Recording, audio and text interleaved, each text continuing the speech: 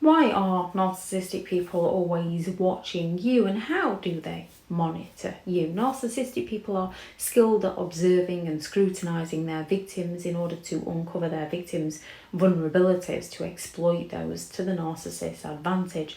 They will constantly keep surveillance over their victims to gain an insight into their victims' fears, desires and weaknesses, to exploit their victim.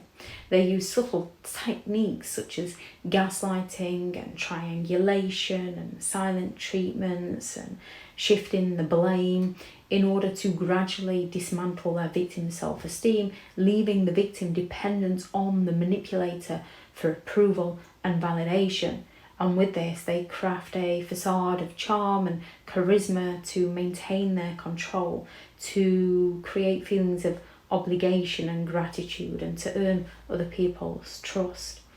Narcissistic people monitor their victims' social media and online interactions to keep an eye on their victims. Now, when you're the victim of a narcissistic cheater, you might find yourself checking out their social media, and this is a big red flag that it's time to walk away from this person.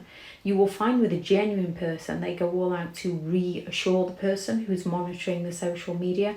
With a narcissistic person, they go all out to validate the feelings that they've provoked within that person, to invalidate them. So they go all out to accuse them of being obsessed and jealous and insecure and having trust issues, usually the very feelings they've provoked within their victim.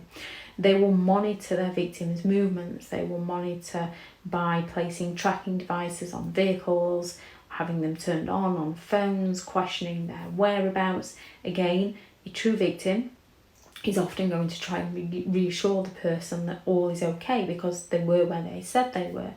A victim of somebody who is cheating on them, who's then got that intrigue and looking for answers, when they go to discuss it with a narcissist, the narcissist will invalidate them, accuse them of going crazy. The narcissist will emotionally blackmail their victims. They will instill feelings such as fear and guilt and obligation into making it so that the victim no longer does the things that they enjoy.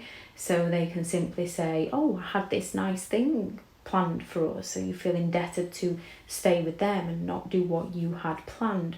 Or they will fall silent on you, or just claim just you wait till you get home, or they will guilt trip you by saying things such as, with them more important to you than I am. They will invade personal space. They will do drive-bys. They will turn up at your home, turn up at your work.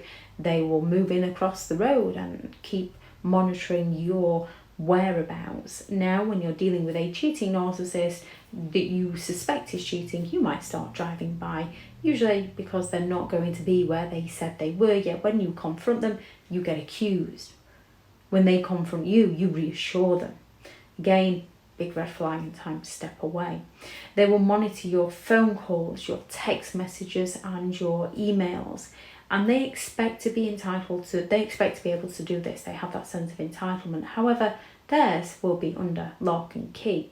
They will go on to shame you in public, to demean you in public, so that they can gain flying monkeys and surround themselves with enablers to support them. And especially after the breakup, they will use these enablers to spy on you and report back to them.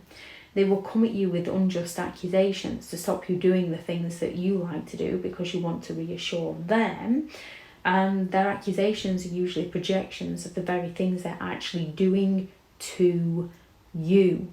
So when you know you're not doing them to them, this is because it stems from their fears, their insecurities, either because they're behaving in that manner or because they fear abandonment and rejection.